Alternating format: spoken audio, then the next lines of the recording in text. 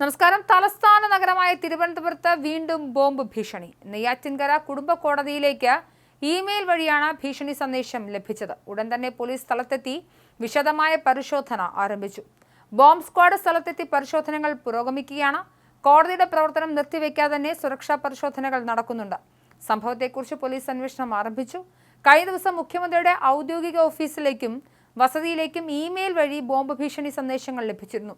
മുഖ്യമന്ത്രിയുടെ പൊളിറ്റിക്കൽ സെക്രട്ടറിയുടെ ഓഫീസ് ഇമെയിലാണ് തമിഴ് ഭാഷയിലുള്ള ഭീഷണി സന്ദേശം എത്തിയത്.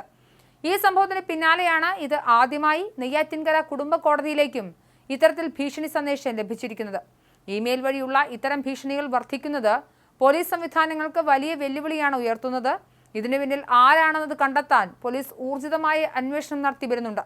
ലഭിക്കുന്ന സന്ദേശങ്ങളുടെ ഉറവിടം കണ്ടെത്താനും ഇത്തരം സംഭവങ്ങൾ ആവർത്തിക്കാതിരിക്കാനുള്ള നടപടികൾ സ്വീകരിക്കാനും പോലീസ് ശ്രദ്ധ കേന്ദ്രീകരിക്കുന്നു. കോടതികളിലെ സുരക്ഷ ഉറപ്പാക്കാനുള്ള നടപടികളും സ്വീകരിച്ചിട്ടുണ്ട്. ഇത്തരം ഭീഷണികൾ തെറ്റായ വിവരങ്ങൾ പ്രചരിപ്പിച്ച് പൊതുജനങ്ങളെ പരിഭ്രാന്തരാക്കാനാണോ അതോ ഗൗരവമുള്ള മുന്നറിയിപ്പുകളാണോ എന്ന് പോലീസ് പരിശോധിച്ചു വരുന്നു. ലഭ്യമായ വിവരങ്ങൾ വെച്ച് ഭീഷണിയുടെ ഗൗരവം വിലയിരുത്തി ആവശ്യമുള്ള സുരക്ഷാ ക്രമീകരണങ്ങൾ ഏർപ്പെടുത്താനും പോലീസ് തയ്യാറെടുക്കുന്നുണ്ട്. സംശയകരമായ സാഹചര്യങ്ങൾ ശ്രദ്ധയിൽപ്പെട്ടാൽ ഉടനടി പോലീസിനെ അറിയിക്കാനും നിർദ്ദേശമുണ്ട്.